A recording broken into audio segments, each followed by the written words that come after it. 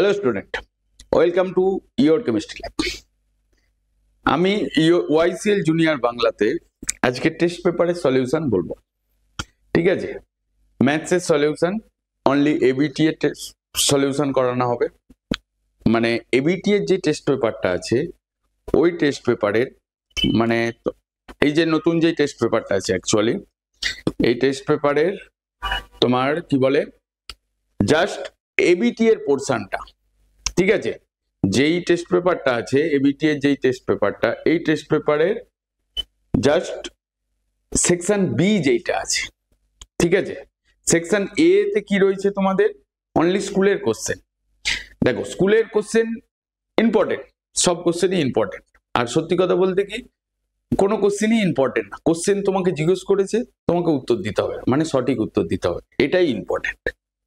মানে তোমাকে ধরো এতদিন ধরে আমরা যে ক্লাস করেছি বা আমি যেটা পড়িয়ে এসেছি আশা করছি টেস্ট পেপারের কোনো কোশ্চেন তোমাদের আটকাবে না, কারণ তোমাদের পুরনো টেস্ট পেপারটা আগে থেকেই করানো রয়েছে। তো অতএব নতুন টেস্ট পেপারের কোশ্চেন দেখে ঘাবড়ে যাওয়ার কিছু নেই, তোমাদের টেস্টে তার রেজাল্ট ভালো পেয়েছো এবং নতুন যে টেস্ট পেপার আছে তোমরা হয়তো বিভিন্ন চ্যানেল দেখছো বা বিভিন্ন ইউটিউব দেখছো যেখানে মনে হচ্ছে যেন কি নাই হচ্ছে, সত্যি কথা বলতে কিছুই হচ্ছে না, কারণ কোশ্চেন তোমাকে সলভ করতে হবে। আমি করিয়ে দিয়ে যা মানে হচ্ছে আমার আর এক ধাপ প্র্যাকটিস হচ্ছে, আর তুমি নিজে করা মানে তুমি এক্সামের জন্য তৈরি হচ্ছ, এইটা হচ্ছে মোস্ট ইম্পর্টেন্ট। মানছি যে অনেক স্টুডেন্ট রয়েছে যাদের প্রিপারেশন ঠিক হয়নি, যেমন আমার যেটা মনে হয় 100টা স্টুডেন্টের ভেতরে 5 জনের খুব ভালো করে তৈরি আছে, 5 জনের মোটামুটি তৈরি আছে, আর 90% তৈরি নেই। মানে ম্যাক্সিমাম আবার থিওরি পড়ছে তারপর টেস্ট পেপার করছে। আমার যেটা সাজেশন তোমাদেরকে, টেস্ট পেপারটা চ্যাপ্টার ওয়াইজ করো, জাস্ট 15-20 দিন। দেখো ম্যাক্সিমাম চ্যাপ্টার যখন কমপ্লিট হয়ে গেছে এরপর ফুল টেস্ট পেপারটা একসাথে করো। টেস্ট পেপার যদি একবারে সবকিছুই করতে যাও পসিবল না, তো ছোট ছোট করে পার্ট ভাগ করে নাও, যে আমি 5টা পেজ বা 10টা পেজ, সেই 10টা পেজের যেমন ধরো আমরা এখানে শুধু পাটিগণিতটাকে সেট করেছি, আর পাটিগণিতের মধ্যে কি কি আছে যেটা আমরা আজকে বলবো, ডিসকাস করব। পাটিগণিতের মধ্যে সরল সুদ কষা, চক্রবৃদ্ধি সুদ আর অংশীদারি কারবার, এই যে 3টে চ্যাপ্টার ম্যাথস। আমি যেটা টেস্ট পেপার করে দেখতে পাচ্ছি বা করিয়ে দেখতে পাচ্ছি ম্যাক্সিমাম তোমার বইয়েরই কোশ্চেন, যার টেক্সট বই খুব ভালো করে করা আছে, মানে টেক্সট বইয়ের A to Z অঙ্ক। এরকম না একটা অঙ্ক করলাম মানে আমি সেই অঙ্ক সব জানি, তাহলে তুমি ম্যাথসের নাম্বার পাবে না। A to Z একদম উদাহরণ থেকে শুরু করে একদম শেষ পর্যন্ত তোমাকে অঙ্ক প্র্যাকটিস করতে হবে, কারণ তুমি রিভিশন করছো। তুমি তোমার পরের দিন এক্সাম নাই যে তুমি 2-4টে দেখে গেলে তোমার হয়ে যাবে। তাহলে তোমাকে ফার্স্ট কি করতে হবে, যেই চ্যাপ্টারটা করছো সেই চ্যাপ্টারের একদম উদাহরণ থেকে শুরু করে শেষ পর্যন্ত অঙ্ক কোষে দেখতে হবে, চোখে দেখে না কোষে দেখতে হবে। নিজে করতে গিয়ে কোথায় প্রবলেম হচ্ছে সেইটাকে খুঁজে বার করতে হবে। মানে তুমি যখন নিজে করছো বা ধরো আমি করিয়ে দিলাম, তুমি দেখে নিলে বাহ আমি বুঝে গেলাম, তো এতে তোমার লাভ কিছু হলো না, লাভ হলো আমার আর একবার প্র্যাকটিস হলো। তার মানে তোমাকে করতে হবে, তুমি যদি ঠিকঠাক করতে পারো, মানে নিজে করতে গিয়ে ক্যালকুলেশনে কোথায় প্রবলেম হচ্ছে, কোন ফর্মুলাটা তুমি ঠিকঠাক বসাওনি বা কোন চিন্তা ভাবনাটা তোমার ঠিক হয়নি, তো এই সব ব্যাপারগুলো তুমি যদি নিজে করতে গিয়ে ফেস করো তবেই তোমার ম্যাথস ঠিক হবে। কারণ ম্যাথসে 100-এ 100 পাওয়া খুব ইজি, জাস্ট পরপর সব কটা বইয়ের থেকেই অঙ্ক আছে আর বই থেকেই অঙ্ক আসবে, কোনো বাইরে থেকে কোনো অঙ্ক আসবে না, এমনকি এমসিকিউ কোশ্চেনও পর্যন্ত তোমার বই থেকেই আসবে। বুঝতে পারলে হ্যাঁ কি না? তো তাহলে আমরা আজকে আর লেট না করে আমরা ফার্স্ট যেটা এবিটি এর প্রথম যেটা এবিটি এর সেকশন বি, কারণ আমরা স্কুলের কোশ্চেন করাবো না, ঠিক আছে। কারণ যে এবিটি এর যে সেকশন যেটা সেকশন বি এর যে এবিটি এর কোশ্চেন গুলো রয়েছে সে যদি সব কটা করে যায় সে 100% কমন পাবে, কারণ টেক্সট বইয়েরই কোশ্চেন এবং ম্যাক্সিমাম স্টুডেন্টের, আমি যাদেরকে পড়িয়েছি প্রথম দিন থেকে, তাদের কোনো কিছুই আটকানোর জায়গা নেই। ঠিক আছে, তো চলো, তো কি বলছে যে এটা হচ্ছে টেস্ট পেপারের পেজ নাম্বার 588, ঠিক আছে, পেজ নাম্বার ম্যাথসের 588, ঠিক আছে, 588 খুব ভালো নাম্বার, হ্যাঁ কি না? দেখো এখানে কোশ্চেনটা কি বলেছে, আগে কোশ্চেনটা পড়ো। কি বলছে, কোন মূলধন বার্ষিক 6.1 সরল সুদের হারে দ্বিগুণ হবে। বলছে কোন মূলধন বার্ষিক 6.1 সরল সুদের হারে দ্বিগুণ হবে। আশা করছি তোমাদের এই অঙ্কটা কারো আটকাবে না। তোমাদেরকে 2 মিনিট টাইম দিলাম, করতে থাকো। তো এই অঙ্কটা কিভাবে করব, দেখো কোন মূলধনের বার্ষিক, আমরা ফর্মুলা জানি। দেখো তাড়াহুড়োর কিচ্ছু নেই, তুমি অনেক স্যারকে দেখবে খুব তাড়াহুড়ো করে পড়াচ্ছে, অত তাড়াহুড়োর কিছু নেই, তোমাকে সঠিক করতে হবে, আগে বলতে হবে এরকম কোনো ব্যাপার না যে তুমি অ্যান্সারটা দিলে সেটা আগে বলতে হবে। দেখো এখানে কি বলে দিয়া নেই, আমাকে অঙ্কটাতে সরল সুদের পার্সেন্টেজটা বলে দিয়েছে, ঠিক আছে, কত সুদের হার দ্বিগুণ হবে বলেছে, ঠিক আছে, কত বছরে হবে সেটা বলেনি, সেটা তো বলেনি, মূলধনের পরিমাণটাও বলেনি। তাহলে আমরা কি লিখবো, মূলধনের পরিমাণ, তার মানে মনে করি আমি প্রপার অ্যান্সারটাই করছি, মনে করি পি মানে মূলধন, যেটা মূলধন কত তোমার এক্স, আমি এটা ধরে নিচ্ছি। তাহলে সুদে মানে যদি টি বছর ধরে নাও বা এন বছর ধরে নাও, কত বছরে বলছে তোমার এক্স টাকা ধরলে তুমি টি বছরে, আমি বছরটাকে টি বছর ধরে নিচ্ছি, টি বছরে যদি হয়, দেখো শর্ট কোশ্চেন মানে যে তোমাকে শুধু অপশনটা লিখতে হবে এটা ঠিক, কিন্তু তুমি যদি সঠিক প্রসিডিওরেতে রিভাইজ করো বা প্র্যাকটিস করো, তাহলে পরীক্ষার খাতায় যেটা আসবে সেটা তোমার সঠিকই হবে। আর এটা এ হবে এটা বি হবে বলে দিলে এইটা প্রসিডিওর না, কিন্তু এমসিকিউ এর আমি প্রথম দিন থেকে বলে এসেছি। দেখবে তোমরা আমার কাছে যারা পড়ো তারা এমসিকিউ এর কোশ্চেনও সলিউশন করছে, হ্যাঁ টাইম লাগছে, কিন্তু সেটা সঠিক হচ্ছে, আমার সঠিক জিনিসটা লাগবে, গেস করে দিলাম হয়ে গেল, এই ব্যাপারটা চলবে না কিন্তু। তো টি বছরে এটা ধরছি, তার মানে আমার সুদে আসলে কত হবে, সুদ আর আসল মিলে যেহেতু এখানে দ্বিগুণ বলেছে, তাহলে কি লিখবো, সুদে আসলে কত হচ্ছে তোমার, সুদে আসলে এটা হয়ে যাচ্ছে তোমার 2x, যেহেতু মূলধনটা x ছিল তাহলে সুদে আসলে হয়ে যাচ্ছে 2x টাকা। আমরা তাহলে সুদটা কত হবে, এত টাকা, সুদে আসলে যদি, কারণ সুদের সরল সুদে দ্বিগুণ হবে, মানে কোনটা, মূলধনটা, তাহলে সুদ কত হবে, তার মানে যদি তোমার সুদে আসলে 2x হয় তাহলে সুদটা কত হয়ে যাচ্ছে তোমার, কারণ মূলধনটা x ধরেছো, তাহলে 2x মাইনাস x, তার মানে x টাকা, এইটা হয়ে গেল তোমার সুদটা, হ্যাঁ কি না? এবার দেখো আমরা ফর্মুলা কি জানি, ইন্টারেস্টের formula I equals to P R T by 100, হ্যাঁ কি না? তাহলে ইন্টারেস্টটা কত হচ্ছে, I equals to P R T by 100, হ্যাঁ কি না? তাহলে আমরা পিটা জানি, আরটা জানি, টাইমটা আমরা টি বছর ধরেছি, হ্যাঁ কি না?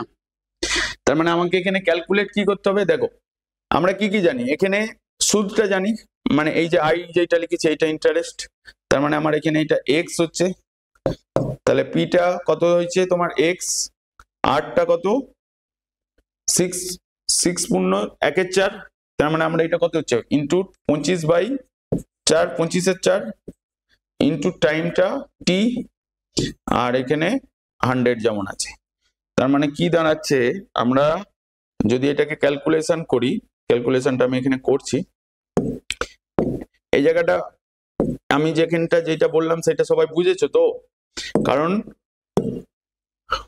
অ্যান্সার এর পাশে অপশনের স্টেটমেন্টটা লিখবে না, শুধু অপশনটুকু লিখবে, এটাই নিয়ম, ঠিক আছে?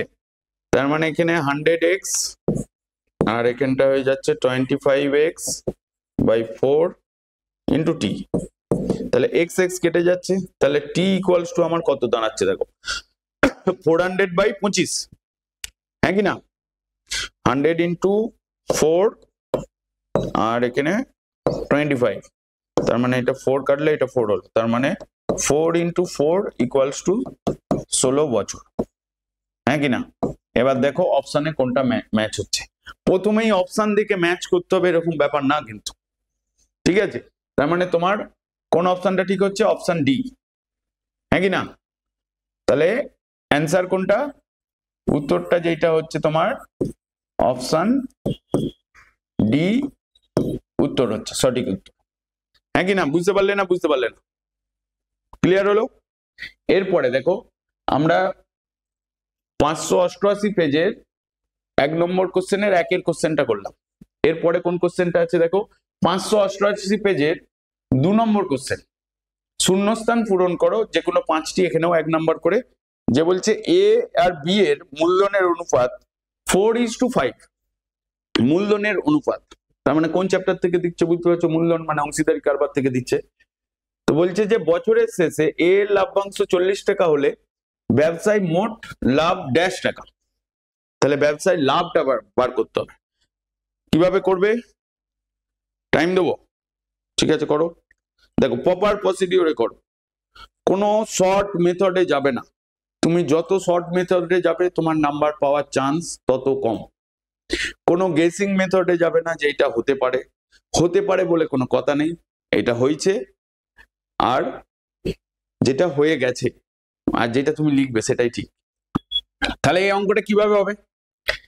এখানে দেখো আমরা অংশীদারি কারবারের অঙ্কতে দেখেছি যে ওখানে কি শর্ত ছিল, যে যেই মূলধন থাকবে সেই অনুসারে ওরা লভ্যাংশ পাবে, মানে যে যত টাকা দিয়েছে সেই অনুসারে ওরা লভ্যাংশ পাবে, হ্যাঁ কি না? তো সেই অনুসারে লভ্যাংশ পেলে এখানে আমার কি দিয়েছে দেখো, এ ইজ টু বি, এদের মূলধনের অনুপাতটা বলেছে। এ ও বি এর মূলধনের অনুপাত হচ্ছে তোমার, মূলধনের অনেকগুলো পথ এসেছে, ঠিক আছে, অনুপাত তোমার 4:5, এটা তোমার গিভেন আছে, হ্যাঁ কি না? এবার দেখো আমরা মূলধনের অনুপাতে লভ্যাংশ কি হয়? ভাগ হয়, মানে যে যত টাকা ইনভেস্ট করেছে সেই অনুসারেই সে টাকা রিটার্ন পায়, মানে লভ্যাংশটা পায়। তাহলে আমি এখানে কি লিখবো? মনে করি এর লভ্যাংশ, এর লভ্যাংশ কত? এর যদি লভ্যাংশ এখানে তাহলে কি হবে, আমি এক্স ধরে নিলাম 4x, আর বি এর লভ্যাংশ হয়ে যাচ্ছে তোমার 5x, ঠিক আছে? তাহলে দেখো এখানে আমার এ এর লভ্যাংশ বলে দিয়েছে, তাহলে এ এর লভ্যাংশ শর্তানুসারে আমরা এটা লিখতে পারি, শর্তানুসারে তোমার এ এর লভ্যাংশ কত? 4x, আর এখানে বলে দিয়েছে 40 টাকা, তাহলে x ইকুয়ালস টু তোমার কত দাঁড়াচ্ছে? 40/4 ইকুয়ালস টু 10 টাকা। এটা হচ্ছে তোমার বলে দিয়েছে লভ্যাংশটা, হ্যাঁ কি না? মানে এক্সটা বেরিয়ে গেল। তাহলে আমার বি এর লভ্যাংশ কত? বি এর লভ্যাংশ তাহলে কত দাঁড়াচ্ছে? বি এর লভ্যাংশ হয়ে যাচ্ছে তোমার 5x, তার মানে 5 ইন্টু 10 মানে 50, এত টাকা। আর আমাকে এখানে কি জিজ্ঞেস করেছে? যে ব্যবসায় মোট লাভ কত। তাহলে অতএব ব্যবসায় মোট লাভ কত হচ্ছে? অতএব ব্যবসায় মোট লাভ হয়ে যাচ্ছে তোমার 50 প্লাস 40 ইকুয়ালস টু 90 টাকা। দেখো তার মানে এখানের অপশনের অ্যান্সারটা কত হবে? 90 টাকা। ওকে, তার মানে অ্যান্সার কত তোমার? 90 টাকা। বোঝা গেল, হ্যাঁ কি না? নেক্সট অঙ্ক কি বলেছে একবার দেখে নি। এখানে বলছে এরপরে 4-এর দাগে চলে গেছে, মানে এই চ্যাপ্টারে মানে পাটিগণিতের 4-এর দাগের এখানে দেখো 2 নম্বরে আছে, মানে এখানে 10টা অঙ্ক করতে হবে, তার ভেতর থেকে পাটিগণিত থেকে একটা দিয়ে আছে যেটা হচ্ছে 2 নম্বরে। কি বলছে? 4-এর দাগের কোশ্চেন, 588 পেজের তোমার 4-এর 1 নম্বর কোশ্চেন, বলছে শতকরা বার্ষিক সরল সুদের হার কত হলে কোনো মূলধনের 4 বছরের সুদের পরিমাণ আসলের 8/25 হবে। তো কিভাবে করবে, করো, যা কিছু করো সঠিক করো। সঠিক বলতে পারফেক্টলি করতে হবে, তাড়াহুড়ো না। আগে বলতে হবে এর কোনো মানে নেই, কিন্তু তোমাকে সঠিক বলতে হবে, এটাই মেন ইম্পর্টেন্ট। তোমার কাছে ম্যাথসের যে টাইমটা দেওয়া থাকবে পরীক্ষাতে, তোমার কাছে যথেষ্ট টাইম রয়েছে, কারণ তুমি সেই লেভেলে প্রথম থেকে প্র্যাকটিস করে যাচ্ছ। তো এটা বলো কি হবে। এবার দেখো, শতকরা বার্ষিক সরল সুদের হার কত হলে, কি বলছে, শতকরা বার্ষিক সরল সুদের হার কত হলে কোনো মূলধনের 4 বছরের সুদের পরিমাণ আসলে 8/25। তাহলে আমরা এখানে কি জানি, তার মানে আমার এখানে কোনটা ধরবো, আসল যেটা মানে মূলধন যেটা। তার মানে আমরা এখানে লিখি, মনে করি, দেখো মনে করি আসল ইকুয়ালস টু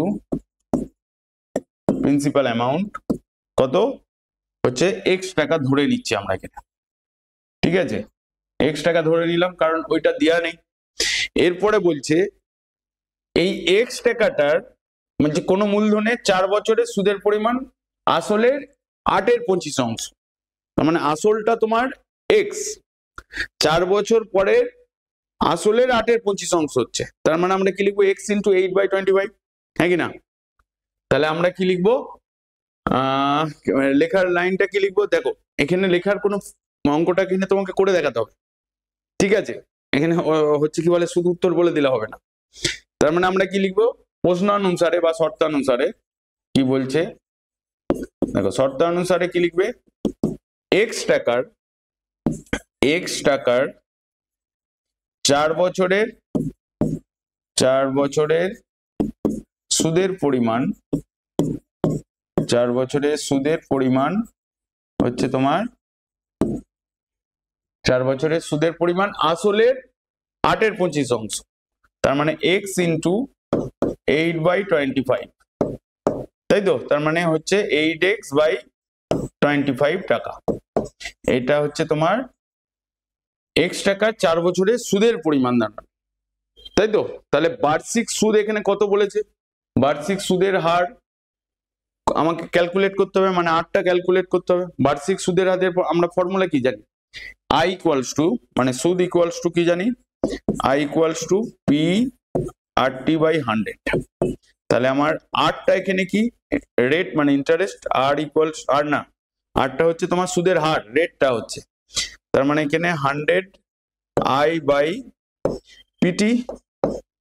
দেখো আমরা এখানে কি কি জানি, আইটা জানি, মানে সুদের পরিমাণ 8x/25, আর আমরা এখানে আর কি জানি, পিটা x, আর টাইমটা কত 4। তার মানে আমরা এখানে লিখছি 100 × 8x/25 বাই কি দাঁড়াচ্ছে, প্রিন্সিপাল অ্যামাউন্ট কত, এখানে x টাকাই ধরেছি, এখানে টিটা কত হচ্ছে তোমার 4 বছর। দেখো এই x কাটছে, তার মানে তোমার এখানে পড়ে থাকছে 100 × 8/25 × 4।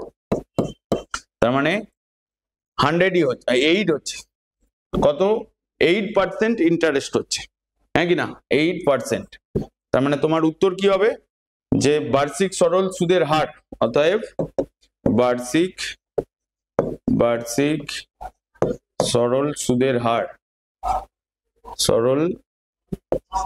সুদের হার, হচ্ছে তোমার 8%। এটা মাস্ট লিখবে, যেহেতু এটা তোমার স্টেটমেন্ট টাইপের অঙ্ক, তোমাকে স্টেটমেন্ট লিখতেই হবে, হ্যাঁ কি না। ক্লিয়ার হলো না, হলো না, তাড়াহুড়ো না, মাথা ঠান্ডা রেখে ধীরে ধীরে সঠিক উত্তরটা লিখতে হবে। তোমার টার্গেট এটাই, তোমাকে যেটা কোশ্চেন জিজ্ঞেস করবে তার সঠিক উত্তর লেখা, ঠিক আছে। এরপরে দেখো নেক্সট কোশ্চেন হচ্ছে 588 পেজেরই তোমার কোশ্চেন নাম্বার 5, মানে এখানে বড় কোশ্চেন, এখানে ধরো 5-এর 1-এরটা দিয়েছে। কোশ্চেন 5 কি বলছে, বলছে বিজয়বাবু মোট 3,70,000 টাকা 3টি ব্যাংকে জমা রাখেন। তিনটি ব্যাংকের বার্ষিক সরল সুদের হার যথাক্রমে 4%, 5%, 6%।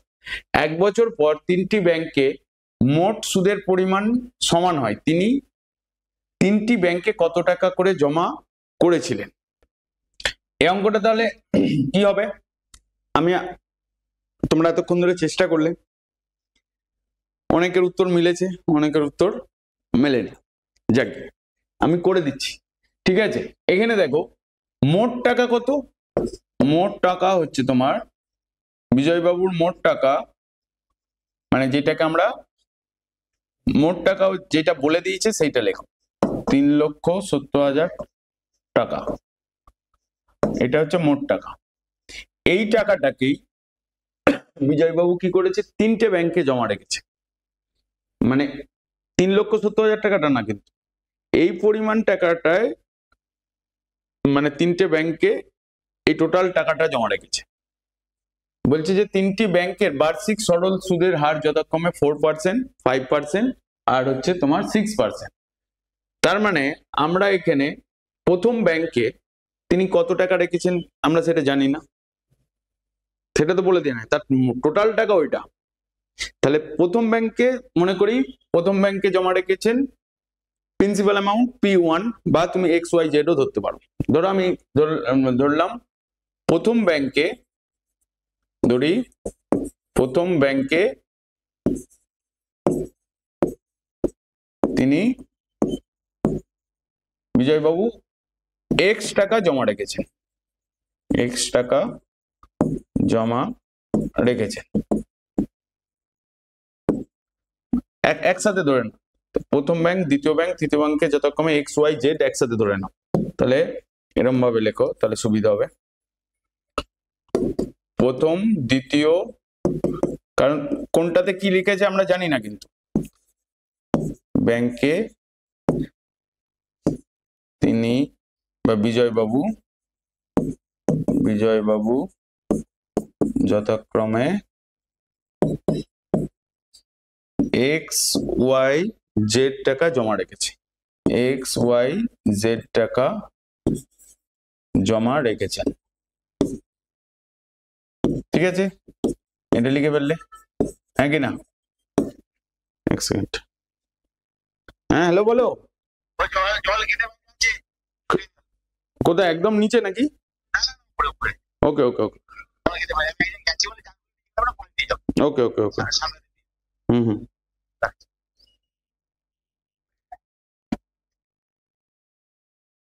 এবারে দেখো, তো গেল প্রথম, দ্বিতীয়, তৃতীয় ব্যাংকে বিজয়বাবু যথাক্রমে XYZ টাকা জমা রেখেছে। এবার একটা একটা করে এগোবো, ঠিক আছে? দেখো তাহলে প্রথম ব্যাংকে তিনি কত টাকা রেখেছিলেন? X টাকা। তাহলে লেখো, প্রথম ব্যাংকে ইন্টারেস্ট কত বলে দিয়েছে? 4%। 4% তোমার ইন্টারেস্ট বলে দিয়েছে, মানে 4% রেটটা বলেছে, সুদের হারটা, তাই তো?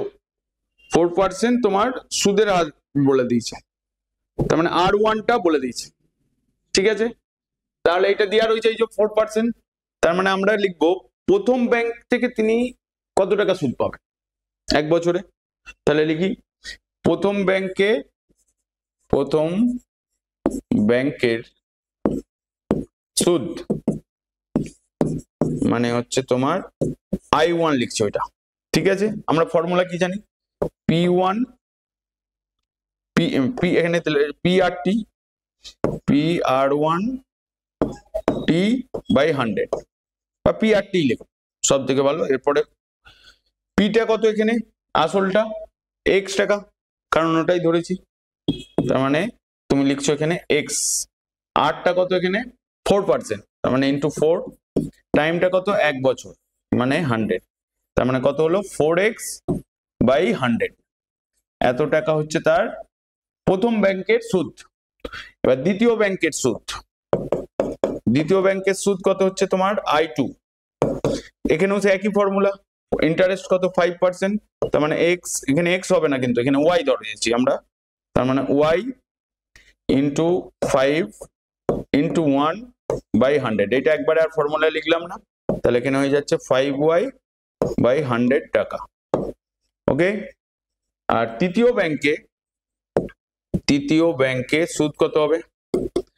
তৃতীয় ব্যাংকের সুদ হচ্ছে তোমার I3 ইকুয়ালস টু হয়ে যাচ্ছে জেড ইন্টু 6 ইন্টু 1/100, তার মানে 6Z/100 টাকা।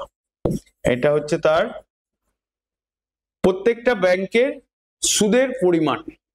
এর পরের লাইনটা পড়ো, কি বলেছে? 1 বছর পর তিনটে ব্যাংকে মোট সুদের পরিমাণ সমান।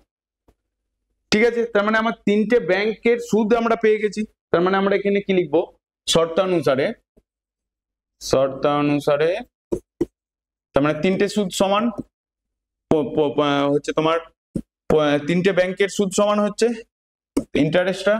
তার মানে আমরা এখানে লিখবো 4x, দেখো ভালো করে, 4x/100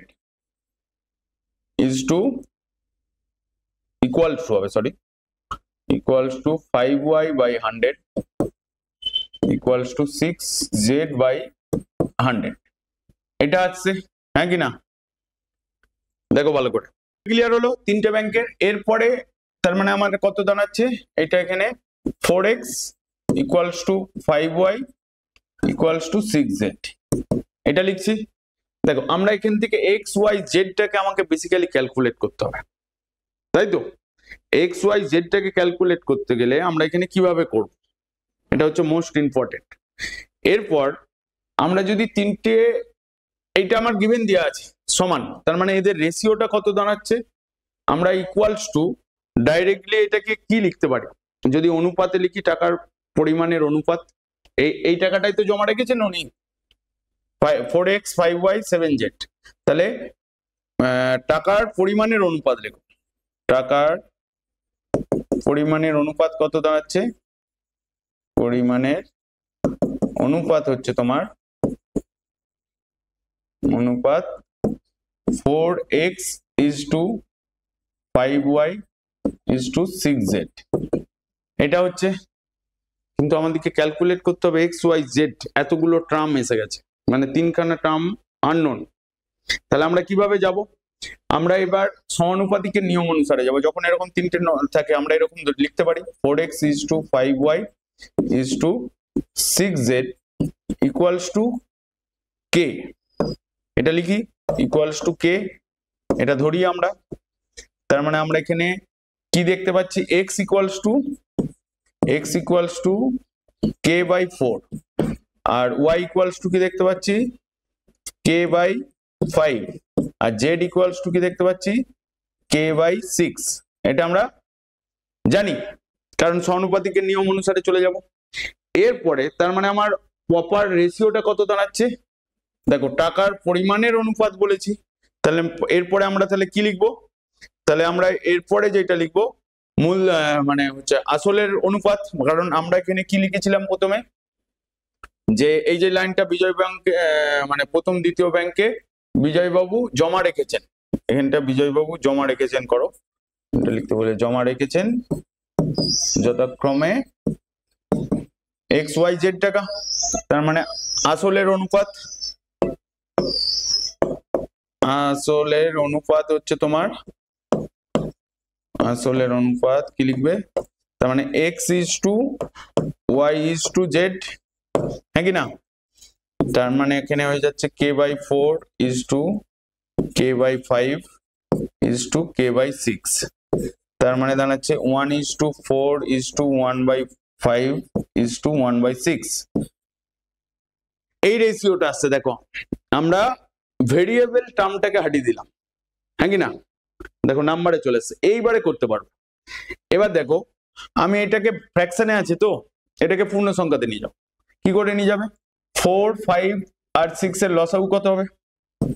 4 5 আর 6 এর লসাগু, তার মানে কোনো কিছু দিয়েই যাচ্ছে না, 2 দিয়ে যাচ্ছে, তার মানে 2 5 এখানে 3, তার মানে 20 3 20 60, তার মানে 60 দিয়ে সবাইকে মাল্টিপ্লাই করে দেবো।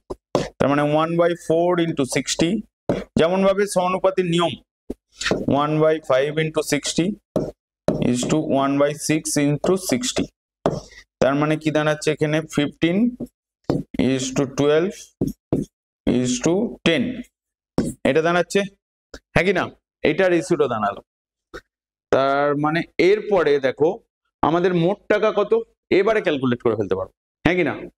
কারণ মোট টাকা হচ্ছে এইটা, তাদের ব্যাংকে জমা রাখার অনুপাত, আসলের যেটা অনুপাত, মানে এটাকে আসলের না লিখে ব্যাংকে টাকা জমা রাখার অনুপাত। দেখো স্টেটমেন্ট গুলো একটু নিজের মতন করে ঠিক করে লিখবে ব্যাংকের, কারণ যেহেতু তুমি বুঝে করছো, কোনো অঙ্ক একদম ডিটো ওরকম হতো এরকম ব্যাপার না, কারণ টিচাররা মার্কস দেওয়ার জন্যই বসে রয়েছে, তুমি শুধু লেখার অপেক্ষা, তাহলেই তোমাকে মার্কস দেবে, বুঝতে পারলে?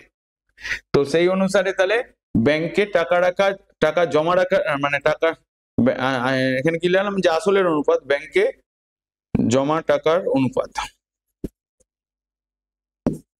বা যা খুশি লিখতে পারো, আসলের অনুপাত যা খুশি এক্স ওয়াই জেড, এটাই দাঁড়ালো। তার মানে দেখো আমরা মোট টাকাটা জানি, তাহলে মোট টাকাটা যেহেতু জানি, এরপরে রেট বাকি পার্টটা করাটা ইজি হয়ে যাবে, হ্যাঁ কি না? এরপরে আমরা কি লিখবো, তাহলে প্রথম ব্যাংকে কত টাকা জমা রেখেছিল, কারণ এইটার আনুপাতিক ভাগ আর করবে, তার মানে আমরা লিখবো প্রথম ব্যাংকে, প্রথম একবারে ডাইরেক্ট লিখে দিচ্ছি, প্রথম ব্যাংকে জমা রাখা টাকার পরিমাণ, টাকার পরিমাণ কত দাঁড়াচ্ছে তোমার, এখানে কত ছিল 3,70,000 টাকা, ইন্টু কত হবে, প্রথম ব্যাংকে কত ছিল এটা অনুপাতটা 15 প্লাস 12 প্লাস 10, তাহলে 37 হচ্ছে, তাই তো? দেখো এবার দেখো আস্তে আস্তে ক্যালকুলেশন করার মতন সিচুয়েশনে আসছে, এখানে 37, তাহলে এটা আমরা যদি কেটে দিই 37 দিয়ে, তাহলে এখানে 1 এর গায়ে তোমার 4টে জিরো, হ্যাঁ না? তাহলে কত হলো, 1 এর গায়ে 4টে জিরো, তার মানে তোমার 15 গায়ে 4টে জিরো, তার মানে 1,50,000 টাকা, এটা হচ্ছে তিনি প্রথম ব্যাংকে জমা রেখেছিলেন, হ্যাঁ কি না? উত্তর মিলছে কিনা দেখো, চেক করো, পেছনে দেওয়া রয়েছে। এবার দ্বিতীয় ব্যাংকে জমা রাখার টাকা, দ্বিতীয় ব্যাংকে জমা রাখা টাকা, জমা রাখা টাকার পরিমাণ, টাকার পরিমাণ কত হচ্ছে তোমার, সেম একই ভাবে 37 এর গায়ে 4টে জিরো, তার মানে এখানে হচ্ছে 12/37, সেম একই ভাবে এটা কাটবে, এটা এখানটা 1 এর গায়ে 4টে জিরো, তার মানে 12 গায়ে 4টে জিরো, মানে 1,20,000 টাকা, এটা দ্বিতীয় ব্যাংকে জমা রেখেছি। এবার তৃতীয় ব্যাংকে জমা রাখা টাকার পরিমাণ, তার মানে দাঁড়াচ্ছে এখানে 37 0 4টে জিরো, ঠিক আছে, ইন্টু 10/37, তার মানে একের গায়ে 4টে জিরো, তার মানে এখানে 10, এইটা দাঁড়াচ্ছে 1,00,000 টাকা, তাই তো? তার মানে দেখো এখানে কত দাঁড়ালো, 15 12 10 37, তার মানে 3,70,000 টাকা হয়ে গেছে, হ্যাঁ কি না? বুঝতে পারলে না বুঝতে পারলে না অঙ্কটা কিভাবে হলো? অঙ্কটা বইয়ের ছিল না, কিন্তু বইয়ে এই টাইপের অঙ্ক আছে, ক্লিয়ার হলো না হলো না? এটাও টেস্ট পেপারের পেজ 588, ঠিক আছে? এই 5-এর 2-এর অঙ্কটা, মানে এখানে 5 নম্বরের 2-এর অঙ্কটা, ঠিক আছে? বলছে বছরের প্রথমে অরুণ ও অজয় যথাক্রমে 24,000 ও 30,000 টাকা দিয়ে যৌথভাবে ব্যবসা শুরু করে, কিন্তু কয়েক মাস পরে অরুণ আরো 12,000 টাকা ওই ব্যবসায় মূলধন দেন, এবং বছরের শেষে ওই ব্যবসায় 14,030 টাকা লাভ হলে অরুণ 7,130 টাকা লভ্যাংশ পেলেন। অরুণ কত মাস পরে ব্যবসায় টাকা দিয়েছিলেন নির্ণয় করো। অঙ্কটা সোজা সোজা মনে হচ্ছে, অংশীদারি কারবার থেকে দিয়েছে। আগের অঙ্কটা ছিল সরল সুদ থেকে ছিল, চক্রবৃদ্ধি সুদ না, আর এটা অংশীদারি কারবার থেকে দিয়েছে। করো অঙ্কটা, তারপর আমি বলছি। এখানে ফার্স্ট কি বলেছে আগে সেটা ভালো করে দেখো, কিভাবে বছরের প্রথমে অরুণ ও অজয় যথাক্রমে 24,000 টাকা আর 30,000 টাকা যৌথভাবে ব্যবসা শুরু করেন। তার মানে অরুণ এখানে কি বলেছে যে কয়েক মাস পরে বলেছে, কিন্তু কয়েক মাস পরে এই যে লাইনটা বলেছে এই লাইনটা খুব ইম্পর্টেন্ট, কারণ এইটা ধরেই করতে হবে। ধরি অরুণ এক্স মাস পরে আরো 12,000 টাকা বিনিয়োগ করেছে, তাহলে আমরা কি লিখবো? মনে করি বা ধরি, যা খুশি লিখতে পারো, মনে করি অরুণ হচ্ছে তোমার এক্স মাস পরে তোমার আরো 12,000 টাকা, আরো 12,000 টাকা মূলধন দিয়েছেন, ঠিক আছে? এত টাকা বিনিয়োগ করেছে, বিনিয়োগ করে দাও। তাহলে এটা লেখা হয়ে গেল। আমরা এগুলোতে কি করি, সব সময় এক মাসের হিসেব ক্যালকুলেট করি, হ্যাঁ কি না? যখন এরকম মাঝখানে চলে আসে, কেউ 3 মাস, কেউ 4 মাস, কেউ 6 মাস, তো সেটা আমরা তাদের এক মাসের অরুণের মূলধন কত সেটাকে ক্যালকুলেট করি, বা এখানে এক মাসে অজয়ের মানে এক মাসের হিসাব করে ক্যালকুলেট করি। তার মানে আমরা এখানে কি লিখবো? এক মাসের হিসাবে অরুণের মূলধন কত হবে? এক মাসের হিসাবে অরুণের মূলধনের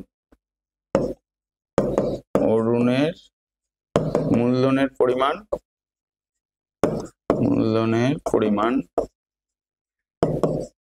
কত হবে? এক এক করে বলো কত হবে, কিভাবে করবে? আগেও বলা হয়েছে, তার মানে ওর 24,000 টাকা 12 মাস খাটছে, হ্যাঁ কি না? এই টাইপের অঙ্কতে সবসময় কি করতে হয়, যে যখনই কেউ মাঝখান থেকে বিনিয়োগ করছে, বা হচ্ছে 6 মাস পরে বা 7 মাস পরে বা 3 মাস পরে বা কয়েক মাস পরে যখনই বিনিয়োগ করে, তখন কি করতে হয়? এক মাসের মূলধনটা ক্যালকুলেট করতে হয়, ঠিক আছে? এক মাসের মূলধনের অনুপাত ক্যালকুলেট করে বাদবাকি ক্যালকুলেশনে যেতে হয়। তো সেই হিসাবে যদি আমরা করি, এই যে বছরের প্রথমে অরুণ আর অজয় যথাক্রমে 24,000 ও 30,000 টাকা দিয়ে যৌথভাবে ব্যবসা শুরু করে, কারণ এইটা ছিল বছরের প্রথমে দিয়েছে। আবার বলছে কয়েক মাস পরে অরুণ আরো 12,000 টাকা ওই ব্যবসায়ী মূলধন দেন, তাহলে বছরের শেষে ওই ব্যবসায়ী 14,030 টাকা লাভ হলে অরুণ 7,130 টাকার লাভ্যাংশ পেলেন। তাহলে অরুণের মাসে কত মাসের পরে ব্যবসায়ী টাকা দিয়েছিলেন তার নির্ণয়, মানে ওই সময়টা ক্যালকুলেট করতে হয়, ঠিক আছে? যেহেতু বইয়ের অঙ্ক, আমি আর ডিটেলসে কিছু বলছি না। দেখো, তো এক মাসের হিসাবে অরুণের মূলধনের পরিমাণ কত হবে? আমরা কি লিখলাম? মনে করি অরুণ এক্স মাস পরে আরো 12,000 টাকা বিনিয়োগ করেছে, তাহলে এক মাসের হিসাবে অরুণের মূলধন, তার মানে দেখো এক্স মাস ধরছি, তার মানে এই 24,000 টাকাটা ওর কতদিন খাটছে? এক্স মাস খাটছে, তার মানে 24,000 ইন্টু এক্স প্লাস কি হবে? এক্স মাস পরে, তার মানে আমার যদি 12 মাসে 1 বছর, তার মানে বাকি টাকাটা 12 মাইনাস এক্স বছর, এক্স মাস খাটছে, তার মানে বাকি টাকা কত? 24,000 প্লাস 12,000, 24,000 প্লাস 12,000 টাকাটা কতদিন খাটছে তোমার? ইন্টু 12 মাইনাস এক্স, এটা এর এক মাসের হিসাব। তার মানে এক মাস এটাকে ক্যালকুলেশন করলে কি দাঁড়াবে? দেখো এখানে এটা 24,000 এক্স প্লাস এটা হয়ে যাচ্ছে তোমার 36,000 ইন্টু 12 মাইনাস এক্স, হ্যাঁ কি না? 12 মাইনাস এক্স, তার মানে আমরা এটাকে কি লিখবো? 24,000। এবার দেখো এটাকে গুণ করে দাও, তাহলে 24,000 এক্স প্লাস 36/12 কত হয়? 36/12 মাল্টিপ্লাই যদি করো তাহলে কত হবে? 36 ইন্টু 12 হচ্ছে, কারণ এটা 36,000 হয়েছে, 24,000 এটা, তাহলে এটা করলে কত হচ্ছে? 36,000। মানে আমরা এটাকে এনে এরকমই রাখো, ক্যালকুলেশন যখনই জটিল হয়ে যাবে এটাকে ইন্টু করে রেখে দেবে, তারপরে দেখবো পরের দিকে এটা এখানে 36,000 এক্স মাইনাস 36,000 এক্স হচ্ছে, তাই তো? তার মানে আমার এখানে দেখো ভ্যালুটা ঘুরে যাচ্ছে, এখানে 24,000 এক্স, এখানে 36,000 এক্স, তার মানে 12,000 এক্স হচ্ছে। তার মানে আমরা এখানে লিখছি 36,000 ইন্টু 12 মাইনাস 12,000 এক্স। তাহলে এখান থেকে আমরা যদি কত কমন নিতে পারি?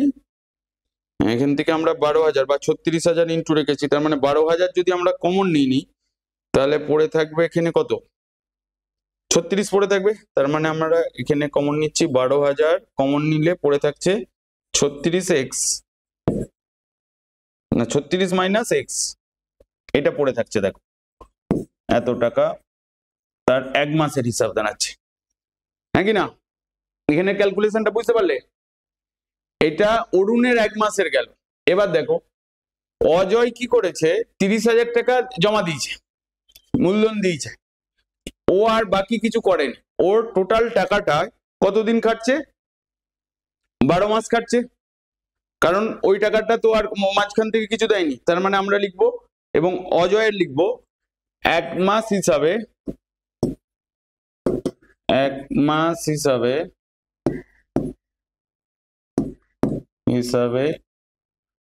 অজয়ের মূলধনের পরিমাণ, অজয়ের মূলধনের পরিমাণ।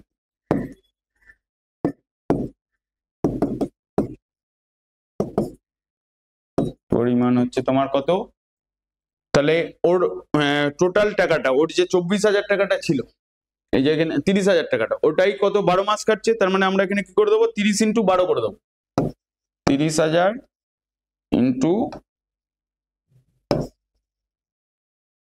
12, তার মানে 3 12 36, 36 গায়ে 4টি শূন্য, এত টাকা। তাহলে এর এইটা টাকাটা দাঁড়ালো। তাহলে এবার এদের দুজনের মূলধনের অনুপাত কত হবে সেটা ক্যালকুলেট করব। তাহলে এক মাস হিসাবে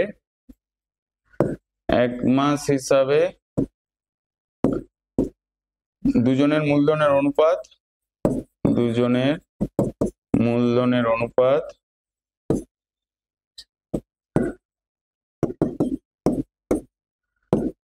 কি করব, যে এক মাস হিসাবে দুজনের মূলধনের অনুপাত এইটা জানালো। তাহলে আর এখানে এটা 36,000 হয়েছিল, তাই তো, 36 3 12 36, তার মানে আমি এখানে 36,000, না 36 3,60,000, আর এখানে এটা 12,000 কমন নিয়েছিলাম, তার মানে এটা দাঁড়ালো।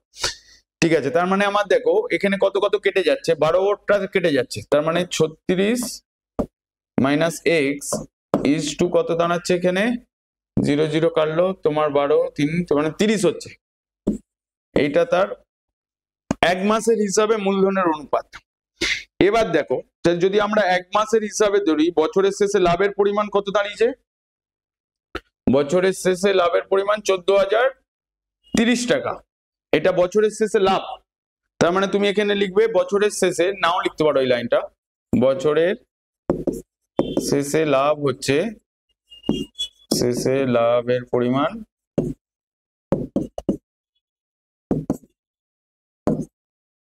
হচ্ছে তোমার কত হাজার টাকা, 12,000, না 14,030 টাকা, 14,030 টাকা। ওকে, এটা হচ্ছে বছরের শেষে লাভ। এবার দেখো এখানে কোন জিনিসটা বলে দিয়েছে, অরুণ কত টাকা পেয়েছে, মানে অরুণের লভ্যাংশটা বলে দিয়েছে। দেখো আমরা এখানে তাদের অরুণের এক মাসের হিসাবে মূলধনের অনুপাতটা পেয়ে গেছি। তার মানে আমার অরুণের লাভের পরিমাণটা এইটা, তার মানে শর্তানুসারে ডাইরেক্ট এইটা লিখতে পারি,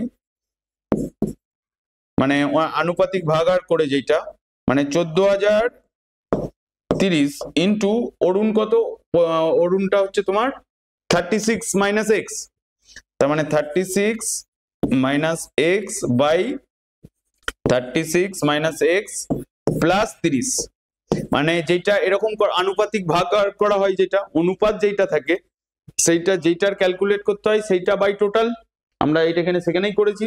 এইটা এই ইকুয়ালস টু কত তোমার হচ্ছে 7,130 টাকা। এবার এখান থেকে আমাকে এক্সট্রা ক্যালকুলেট করতে হবে। দেখো ফার্স্টে আমরা কিভাবে ক্যালকুলেট করব, একটু মানে ভেবে নাও কিভাবে করবে। দেখো আমি এইটাকে এইদিকে নিয়ে চলে আসতে পারি,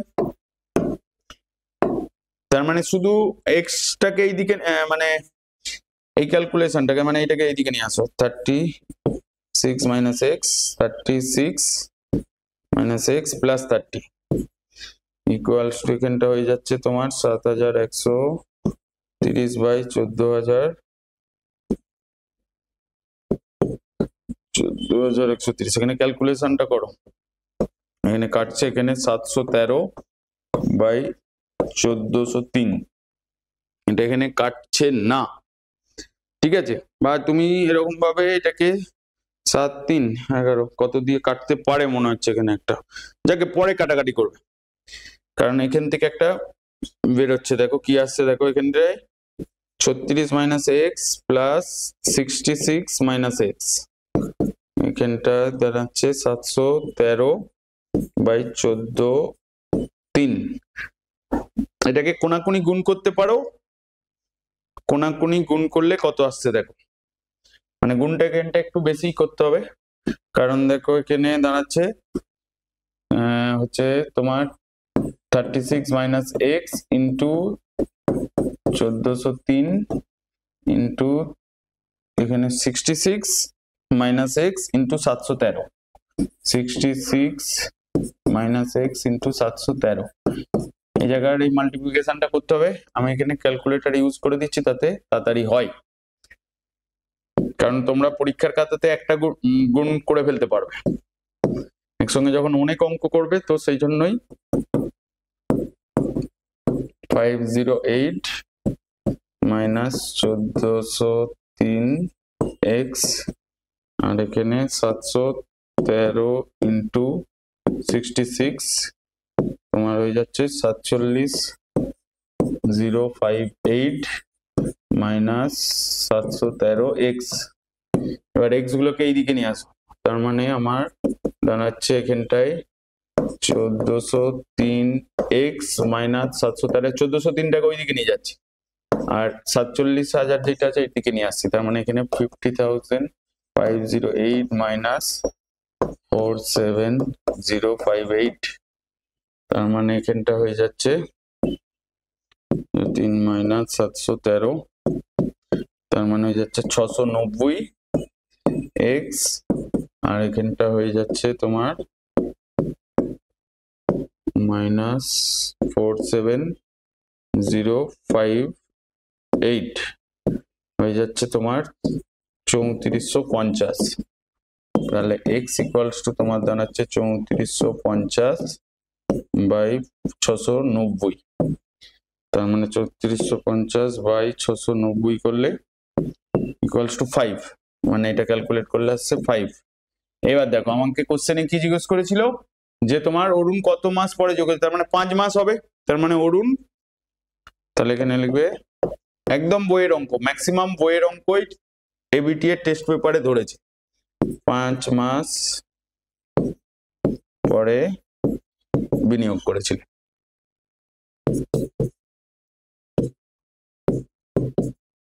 বুঝতে পারলে অঙ্কটা?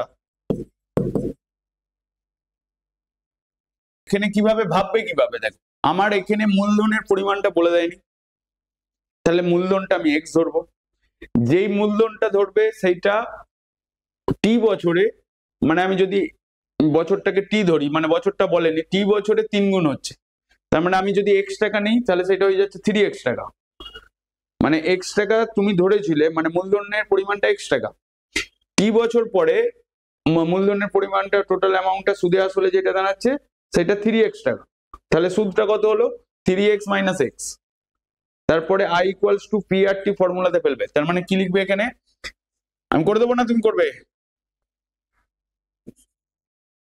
মনে করি দেখো মূলধনের পরিমাণ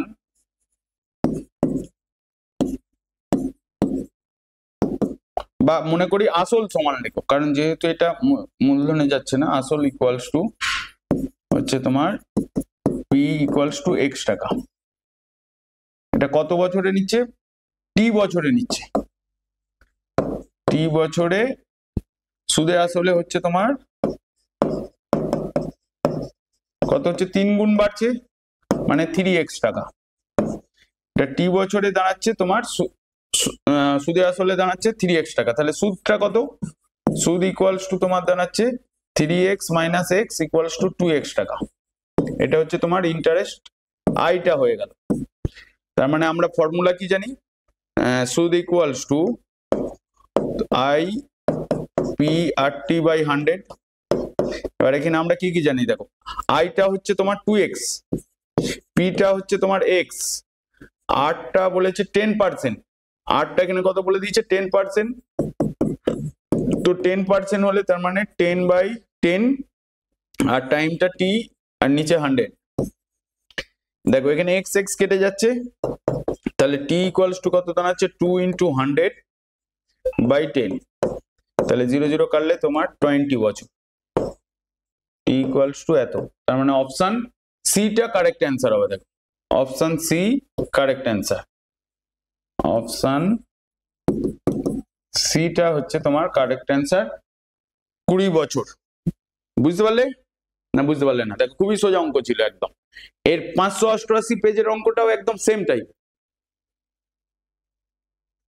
এরপরের অঙ্কটা দেখো, বলছে যে শূন্যস্থান পূরণ করো, মানে 615 দুয়েরটা শূন্যস্থান পূরণ করো যে কোনো 5টি। এখানে 1 নম্বর করে বলছে, এক নম্বর কোশ্চেনটা দেখো, এর 400 টাকা 4000 টাকা 9 মাসের জন্য এবং বি এর 6000 টাকা 6 মাসের জন্য কোনো একটি যৌথ ব্যবসায় নিয়োজিত করে। ব্যবসায় মোট এত টাকা লাভ হলে, মানে 1620 টাকা লাভ হলে বি এর লাভ্যাংশ কত?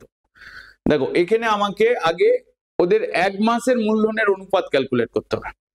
তো সেখান থেকে তাদের লাভের পরিমাণটা পেয়ে যাবো, লাভ্যাংশটা বলে দিয়েছে, তাহলে বাকিটা ক্যালকুলেট করতে পারবো। করতে পারবে না? পড়তে পারবে না? একটু আগে অংশীদারের কারবারেতে করলাম। তুমি আগে করো এর 400 টাকা 9 মাসের জন্য, তার মানে আমার ব্যবসায় মোট কত বলেছে নিয়োজিত করেন, কিন্তু তুমি করো করো করো, এটা কিভাবে হবে? এদের এখানে আমাকে এদের মূলধনের অনুপাতটা ক্যালকুলেট করতে হবে। ঠিক আছে, অঙ্কটা ভালো করে দেখো, 615 নম্বর পেজের 2 অঙ্ক। তাহলে এর 4000 টাকা 9 মাসের জন্য, আবার বি এর 6000 টাকা 6 মাসের জন্য, তার মানে তাদের মূলধনের পরিমাণটা কত দাঁড়াচ্ছে? আমরা কি লিখবো? এর মূলধনের পরিমাণ, মানে একবারে টোটালটা করবো, মূলধনের পরিমাণ কত দাঁড়াচ্ছে তোমার, মানে 4000 × 9 মানে হচ্ছে তোমার 36,000 টাকা, হ্যাঁ কি না? 9 মাস কেটেছে ওই টাকাটা। আবার বি এর মূলধনের পরিমাণ হচ্ছে তোমার 6000 × 6, তার মানে 36,000 টাকা। তাহলে তাদের মূলধনের অনুপাত কত? মূলধনের এ ও বি এর মূলধনের অনুপাত হচ্ছে তোমার 36,000 = 36,000, তার মানে 1:1, এইটা এদের মূলধনের অনুপাত দাঁড়ালো। তাহলে ব্যবসায় মোট লাভ এত, তাহলে বি এর লাভ্যাংশ কত হবে? তাহলে আমি প্রথমে এ এর লাভ্যাংশ লিখি, এ এর লাভ্যাংশ এবার আনুপাতিক ভাগাড় করে দেবে। এর লাভ্যাংশ হচ্ছে তোমার 16,020/1:1 হয়েছে, তার মানে একই হবে 1/2, মানে 810 টাকা। আবার বি এর লাভ্যাংশ সে একই হবে, বি এর লাভ্যাংশ 16,020 1/2 = 810 টাকা। বুঝতে পারলে? তার মানে এখানে অ্যান্সার কত হবে? 810 টাকা, তাই তো? তাহলে তো এটা করা উচিত ছিল, এত টাকা। সোজাই ছিল না? এটা আর একটা ভাবেও দেয়, এর আগেও কোশ্চেনটা আমি দেখেছি টেস্ট পেপারে।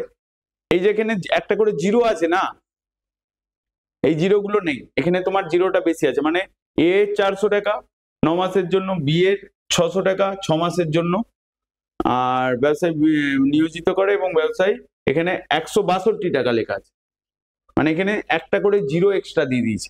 এর আগেও অঙ্কটা টেস্ট পেপারে পেয়েছি। এবার নেক্সট অঙ্কতে যাও। এবারে 615 পাতায় সত্য মিথ্যা বলছে, মানে 100 টাকার 2 বছরের সমমূল চক্রবৃদ্ধি 121 টাকা হলে বার্ষিক চক্রবৃদ্ধি সুদের হার হবে 10%। কিভাবে করবে? করো করো, সমমূল চক্রবৃদ্ধি। আগে এই 100 টাকা 2 বছরে সমমূল চক্রবৃদ্ধি কিভাবে ক্যালকুলেট করবে? সত্য না মিথ্যা? এটা করো। চক্রবৃদ্ধি সুদের ফর্মুলাটা আগে লেখো, তাহলে দেখবে পরপর হয়ে যাচ্ছে। মানে আমি কি বলেছিলাম, পি মানে চক্রবৃদ্ধি সুদের সূত্রটা কি, a equals to P into 1 plus R by 100 whole n, তাই তো? মানে দেখো অঙ্কটা হ্যাঁ কি মানে না, এটা বলার থেকে ইম্পর্টেন্ট তুমি অঙ্কটা বুঝতে পারছো কিনা। কারণ আমি কেন বলছি, তুমি যদি 5টা পেজ যদি ঠিকঠাক ধরে করো, বাকিগুলো অটোমেটিক হবে, মানে ম্যাক্সিমাম কোশ্চেন আবার ফের রিপিটেড হবে। তো তার মানে আমরা এখানে কি লিখবো, চক্রবৃদ্ধি সুদ কত হয়, চক্রবৃদ্ধি সুদের সূত্রটা কত, যে তোমার a ইকুয়ালস টু, তুমি কি লেখো, a equals to p into 1 plus r by 100 whole n, এটা লেখো তো, হ্যাঁ কি না?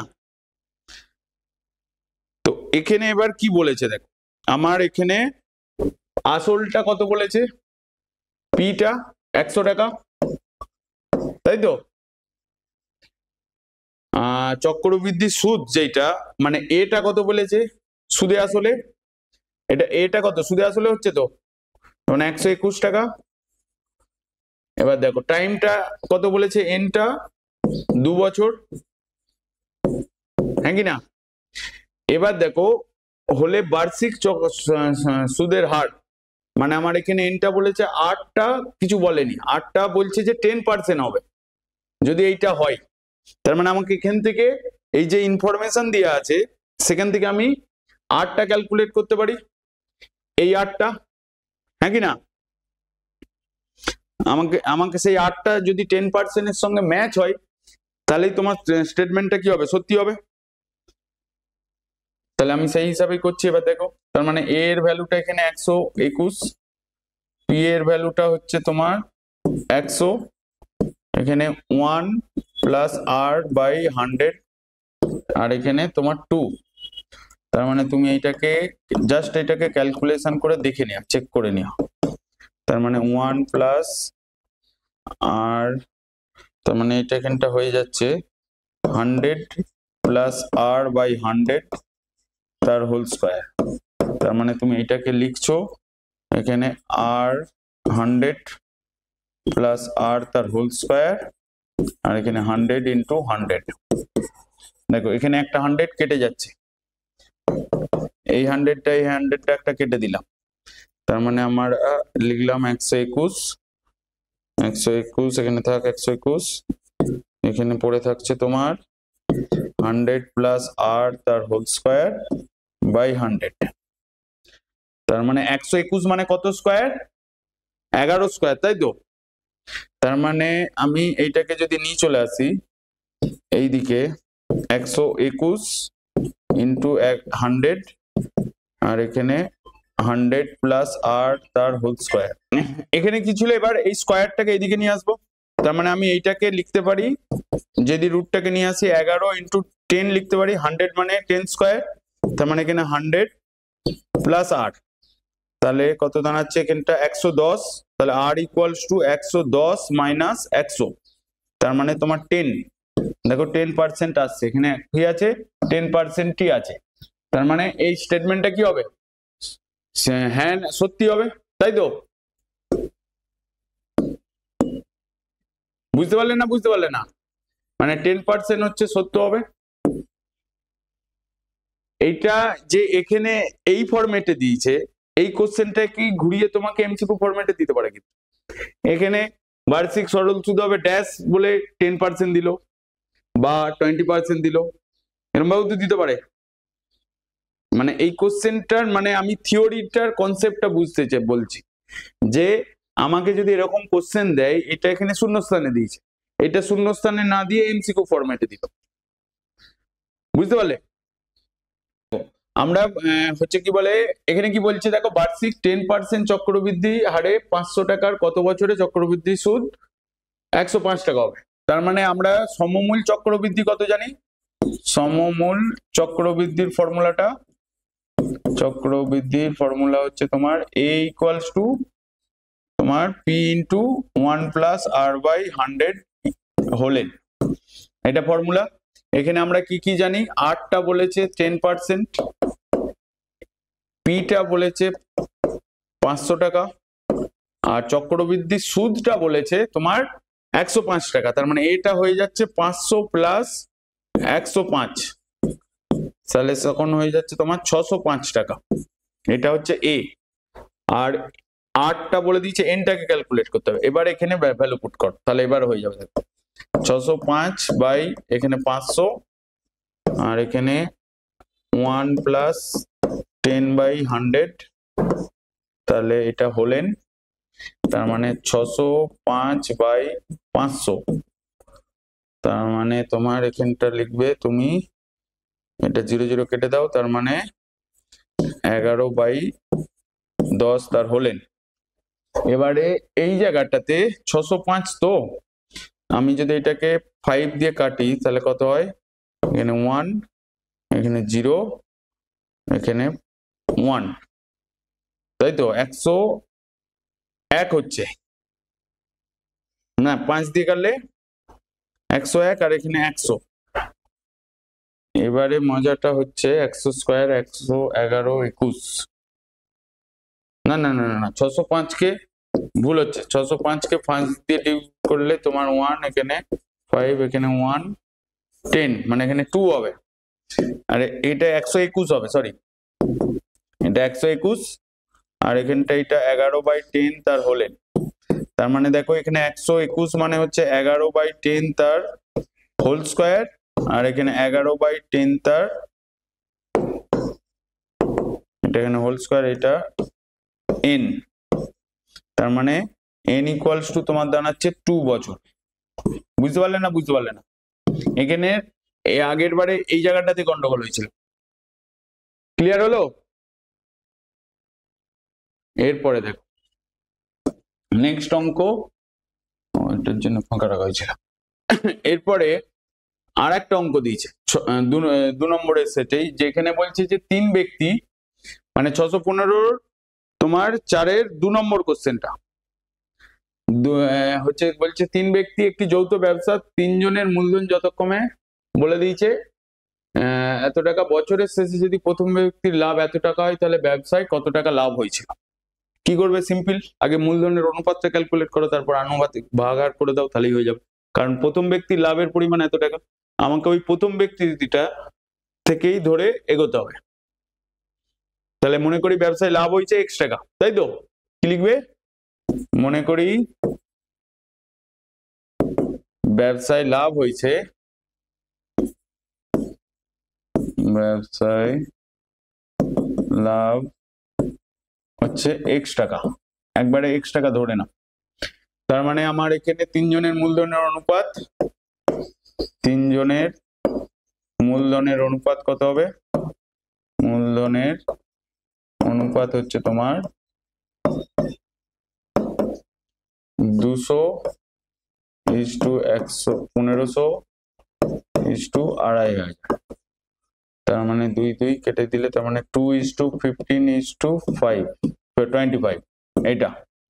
এবার দেখো আমার এখানে প্রথম ব্যক্তির লাভ্যাংশ বলেছে 400 টাকা। আমার যদি লাভ, টোটাল লাভ, ব্যবসায় লাভ যদি x টাকা হয়, তাহলে প্রথম ব্যক্তির লাভের পরিমাণ কত? তাহলে আমরা শর্তানুসারে কি লিখতে পারি? শর্তানুসারে তাহলে তোমরা লিখবে যে x ইন্টু 2/2 প্লাস 15 প্লাস 25, মানে আনুপাতিক ভাগাকার করছি, সেটা ইকুয়ালস টু কত? 400। তার মানে আমরা এখানে লিখছি 2x বাই এখানে 25 15, তার মানে 40 42, তাই তো? 42 হচ্ছে তো? হ্যাঁ 42, আর এখানে 400, তার মানে তোমার 21, মানে এটা 2 দিয়ে কাটলে এটা 21 হচ্ছে। তার মানে x ইকুয়ালস টু 400 ইন্টু 21, তার মানে হয়ে যাচ্ছে 48, মানে 8400 টাকা। এই টাকাটা হবে লাভের পরিমাণ 8400 টাকা। একবার উত্তরটা মিলিয়ে দেখে নাও তো। 4-এর 2-এর অঙ্কটা 1200 টাকা দেখাচ্ছে। 1200 টাকা অ্যান্সার কি করে হবে? 1200 টাকা হলে লাভ যদি ওইটা হয়, মানে টোটাল লাভ, আমি যদি বইয়ের অপশন হিসাবেই দেখি, মানে মোট লাভ বলছে 1200 টাকা, তার মানে আমার এখানে 2/42 হতে হবে। তাহলে মানে আমার এখানে এটা 21, তার মানে আমার এই 400 টাকাটাও আসছে না কিন্তু, বুঝতে পারলে না? বুঝতে পারলে না? মানে এই যে 400 টাকা লাভ হয়, তবে ব্যবসায় কত টাকা লাভ হয়েছিল বলছিল। তো আমি যেইভাবে প্রসিডিওরে করে গেলাম, এখানে দেখতে পাচ্ছি যে বইয়ের যে মানে টেস্ট পেপারের পেজের যে অঙ্কটার অ্যান্সার বলে দেওয়া আছে সেইটা হচ্ছে তোমার 1200 টাকা বলে দেওয়া আছে। কিন্তু 1200 টাকা যদি হয়, তার মানে আমার এই অনুপাতটা ঠিক আছে, 2:15/25, তার মানে 2/42 ইন্টু 1200 করলে 400 টাকাটা তো মিলতে হবে। তো এখানে 400 তো আসছেই না, মানে কাটাকাটি যাচ্ছে না, 1200 না হলে হবে কি করে? যাকগে, অঙ্কটা কিন্তু ভুল আছে, দেখে নেবে, চেক করে নেবে। হ্যাঁ, এটা তোমারও দোষ নেই, আমারও দোষ নেই, কিন্তু এটা হয় স্টেটমেন্টটাতে অ্যান্সারটা দেখতে হবে। ঠিক আছে, এর পরের কোশ্চেনটা দেখো। পরের কোশ্চেনটা কি বলছে, এবার বড় কোশ্চেনে চলে গেছে। বলছে এই অঙ্কটা করতে পারবে, দেখো বলছে 615 পেজের 5-এর ওর 5-এর একটা বলছে যে অরুণ বাবু 50,000 টাকা দিয়ে একটি ব্যবসা শুরু করেন, কিছু মাস পরে স্বপন বাবু 70,000 টাকা নিয়ে ওই ব্যবসায় যুক্ত হন। যদি বৎসরান্তে তাদের লাভের পরিমাণ সমান হয়, তবে স্বপন বাবু কত মাস পরে ওই ব্যবসায় যুক্ত হয়েছিল? সেম একদম 588 পেজের 5-এর 1-এর অঙ্কটার মতন সেম। এখানে হচ্ছে তোমার অরুণ বাবু 50,000 টাকা নিয়ে একটি ব্যবসা শুরু করে, কিছু মাস পরে স্বপন বাবু হচ্ছে তোমার 70,000 টাকা নিয়ে এই ব্যবসা যুক্ত হন, তবে বৎসরান্তে তাদের লাভের পরিমাণ সমান হয়। তাহলে স্বপন বাবু কত মাস, মানে একটু আগেই তো এরকম কত মাস ক্যালকুলেট করছিলাম না? তাহলে এক্স মাস এটা করতে পারবে তো? তাহলে এটা করো দেখি। ওই সেই 1 মাসের হিসাব করেই আসতে হবে, যে আমি এখানে ধরে নেবো যে কত মাস বলেছে, কত মাসে। তাহলে আমি মনে করি স্বপন বাবু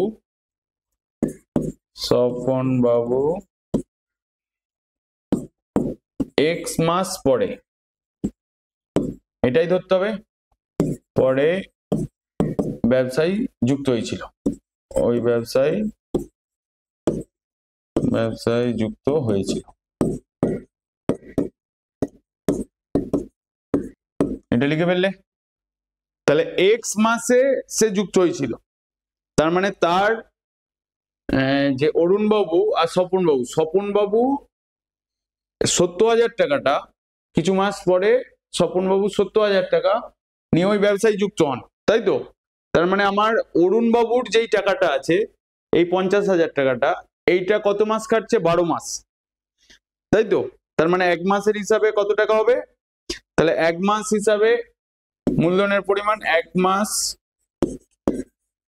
হিসাবে অরুণ বাবুর মূলধনের পরিমাণ, 1 মাসের হিসাবে বার করতে হবে অরুণ বাবুর মূলধনের পরিমাণ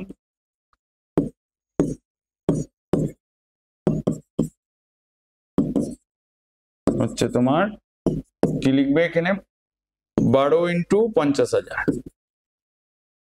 তার মানে 5 × 60, 60-এর গায়ে 4টে শূন্য, এত টাকা। ঠিক আছে, এবার 1 মাস হিসাবে স্বপন বাবুর মূলধন,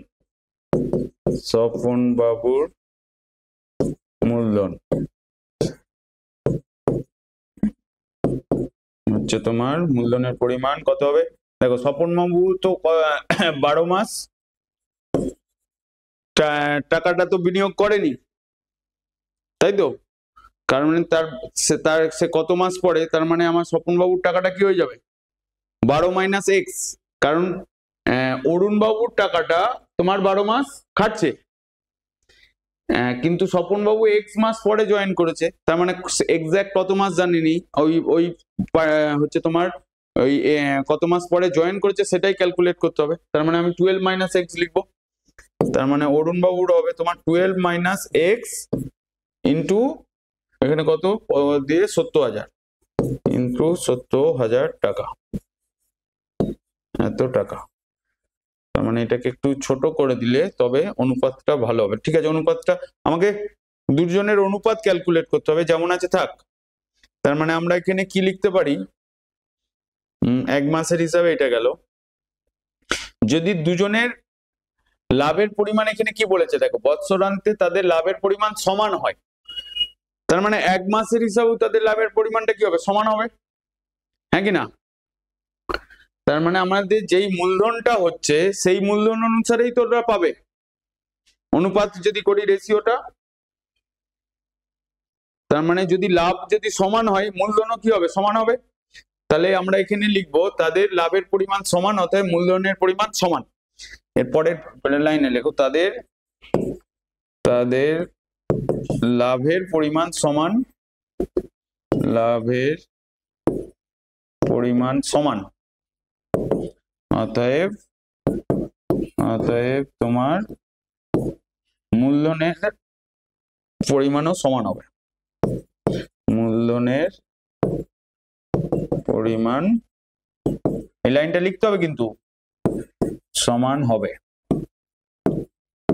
তারপরে লিখবে এরপরের লাইনে, এই লাইনটা লিখতে হবে মাস্ট একদম, নাহলে অঙ্কটার মিনিং বোঝাবে না। তাহলে কি লিখবে এখানে, আমরা লিখবো হচ্ছে তোমার এই 12 মাইনাস এক্স ইন্টু 70,000। তাহলে শর্ত অনুসারে তুমি লিখছো 12 minus x into 70,000 equals to তোমার 6 লাখ, 60-এর গায়ে 4টে শূন্য। ঠিক আছে, তাহলে এটা গেল। তাহলে এবার 12 minus x equals to by এখানে 70,000 করে দাও দেখি, 0 0 কেটে দাও, এখানে 4টে 0, এখানে 4টে 0, তার মানে 60/7 হলো। তাহলে এক্স ইকুয়ালস টু কত দাঁড়াচ্ছে এখানে, 12 মাইনাস 60/7, তার মানে কত দাঁড়াচ্ছে, হচ্ছে 7 7 বারং 84, 84 মাইনাস 60, তার মানে 24/7 এত মাস দাঁড়াচ্ছে, তাই তো? 24/7ই হচ্ছে তো। তাহলে এটা আর কাটছে না, তাহলে 24/7টাকে আমি যদি পূর্ণতে করে দিই তাহলে কত হচ্ছে, এখানে 3, এখানে 1, 3 7 21, তাহলে এখানে 3, তার মানে 3 পূর্ণ 3 7 মাস। এটা মাস, হ্যাঁ মাসই হবে, কারণ আমি এক্স মাসই ধরেছি। এবার অ্যান্সারটা মিললো কিনা দেখো,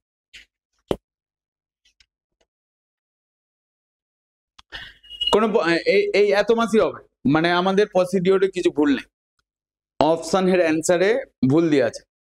তার মানে এমসিকিউ যে কোশ্চেন করবে D2 অপশনটা করে করে দেখবে, কিন্তু কোনো অপশনে ভুল থাকতেই পারে। যেমন ধরো এই 500 হচ্ছে তোমার এই যে 615 পেজের তোমার কি বলে দুটো ভুল বেরোলো, কিন্তু এর আগে আর একটা অঙ্ক হয়েছিল না, অ্যান্সার মিলছিল না।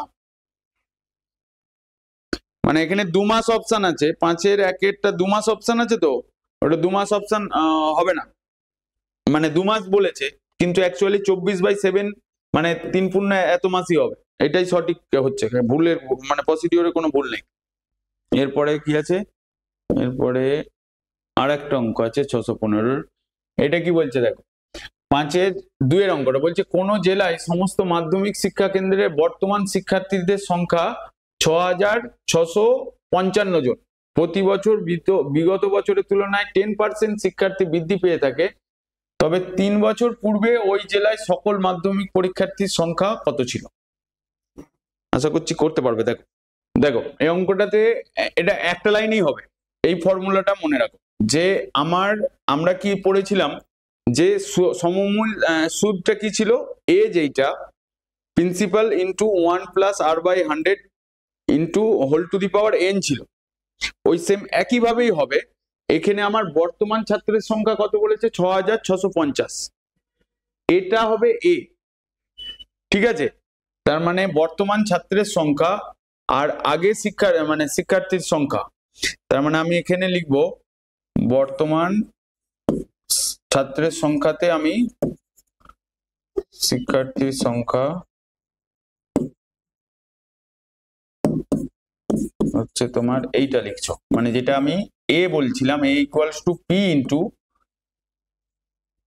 ইন্টু পিটা মানে হচ্ছে তোমার আগের যেই শিক্ষার্থীর সংখ্যা, ঠিক আছে, মানে পূর্বে যেটা ছিল, এটা এখানে 1/100 এই ফর্মুলাটা ধরেই যাব।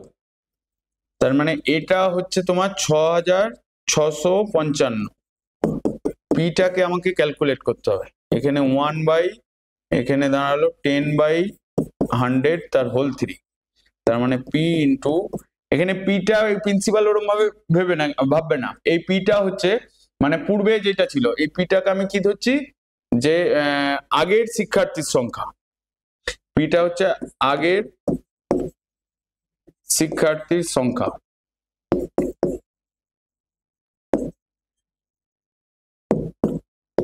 এটা লিখবে। তার মানে এখানটাই মাত্র ক্যালকুলেশন কি করলাম, যে তোমার 1.33, না দাঁড়াও ক্যালকুলেশনটা দেখিয়ে দিই, এটা 0 0 কেটে দাও, তার মানে এখানে দাঁড়াচ্ছে 1 প্লাস 0.1 তার হোল কিউব, তার মানে পি ইন্টু তোমার 1.1 তার হোল কিউব, তার মানে পি ইন্টু তোমার 1.331। এবার এইটা এইদিকে চলে এলে পি ইকুয়ালস টু দাঁড়াচ্ছে 6655/1.331। এবার এটাকে ডিভাইড করে দেখো কত হচ্ছে, 6655 ডিভাইডেড বাই 1.331, 5000 আসছে। দেখো এটাকে ডিভাইড করলে তোমার 5000 জন আসছে। তার মানে তুমি লিখবে ওই জেলার পূর্বে শিক্ষার্থীর সংখ্যা, ওই জেলায় পূর্বে শিক্ষার্থীর সংখ্যা, বুঝতে পারলে না ঘুরিয়ে করা হচ্ছে, ঠিক আছে, শিক্ষার্থীর সংখ্যা হচ্ছে তোমার 5000 জন। অঙ্কটা খুবই সোজা ছিল, কিন্তু অঙ্কটাতে লোক করতে এই কারণে যাবে না স্টুডেন্টরা, কারণ তোমরা হচ্ছে চক্রবৃদ্ধি সুদ পড়েছো, এখানে হচ্ছে কি বলে সরল সুদ পড়েছো, অংশীদারি কারবার এইটা পড়েছো, কিন্তু এখানে এই যে চক্রবৃদ্ধি সুদের ফর্মুলাতেই হবে, সেইটা তোমার মাথায় আসবে না। বোঝা গেল? আজকে এই পর্যন্তই থাক।